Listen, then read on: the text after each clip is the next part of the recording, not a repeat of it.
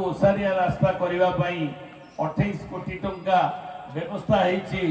जोटा बाजपुर देकर आपण गाँ पाखा को जीव 2 वर्ष है कार्यक्रम है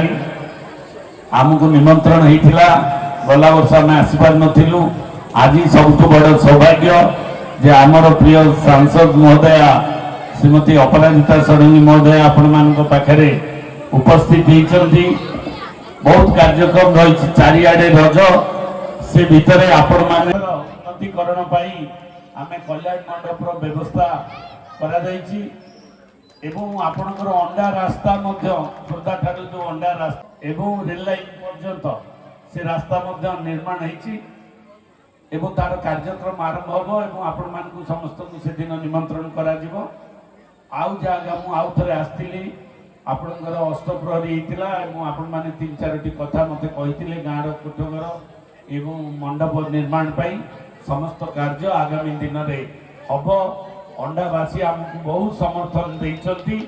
एवं आगामी दिन में आपण मानकर कार्य आम सब करूँ आपण मैंने से विश्वास आम उपर एवं अंडा हाईस्कूल प्रांगण में गोटे पार्क दाबी रही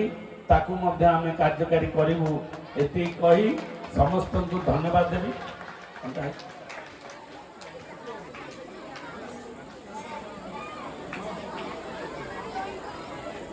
जदि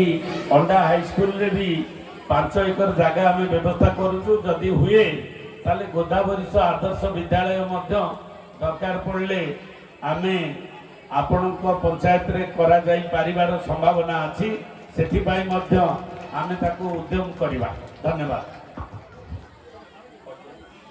आपरे आम सांसद महोदया श्रीमती अपराजिता षडंगी महोदया आपण मान पाखे 2 कथा रखी।